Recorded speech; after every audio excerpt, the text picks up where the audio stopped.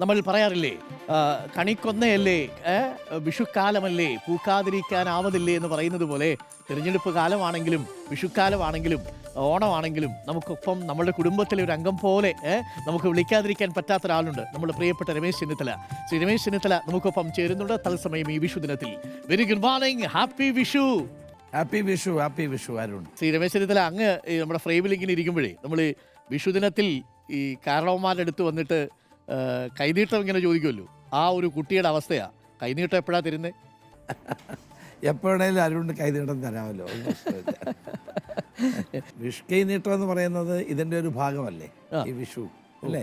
മാത്രമല്ല ഈ വിഷു എന്ന് പറയുന്നത് നമ്മൾ ആഘോഷിക്കുന്ന പോലെ ഇന്ത്യയിലെ എല്ലാ സംസ്ഥാനങ്ങളിലും ആളുകൾ വിഷു പോലെയുള്ള പുതുവർഷങ്ങൾ ആഘോഷിക്കാറുണ്ട്. വൈശാഖി എന്നാണ് പഞ്ചാബിൽ പറയുന്നത്, ബിഖു എന്നാണ് ആസാമിൽ പറയുന്നത്. ഇങ്ങനെ പല പേരുകളോടെ ആഘോഷിക്കുന്നെങ്കിലും കൊയ്ത്ത് കഴിഞ്ഞ് സന്തോഷത്തോടെ കർഷക സമൂഹം ജനങ്ങളെ കൂട്ടി നടത്തുന്ന ഏറ്റവും വലിയ ഉത്സവമാണ്.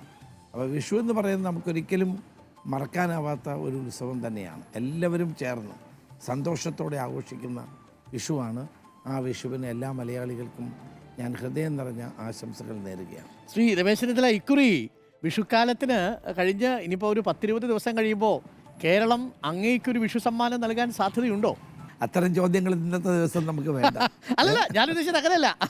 UDF അധികാരത്തിൽ വരികയും അതിനുശേഷം അങ്ങേക്ക് സന്തോഷമുള്ളൊരു വിഷുക്കാലമായിരിക്കുമല്ലോ എന്ന് ഉദ്ദേശമുള്ളൂ. ബാക്കിയൊന്നുമില്ല, ഞാൻ അതിലേക്ക് വരുന്നതേയില്ല ഇന്നത്തെ ദിവസം.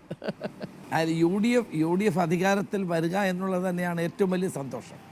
10 വർഷത്തിന് ശേഷം UDF അധികാരത്തിൽ വരുന്നു എന്നുള്ളത് എല്ലാ UDF പ്രവർത്തകന്മാർക്കും പിന്തുണയ്ക്കുന്നവർക്ക് സന്തോഷം നൽകുന്ന ഒരു കാര്യമാണ്.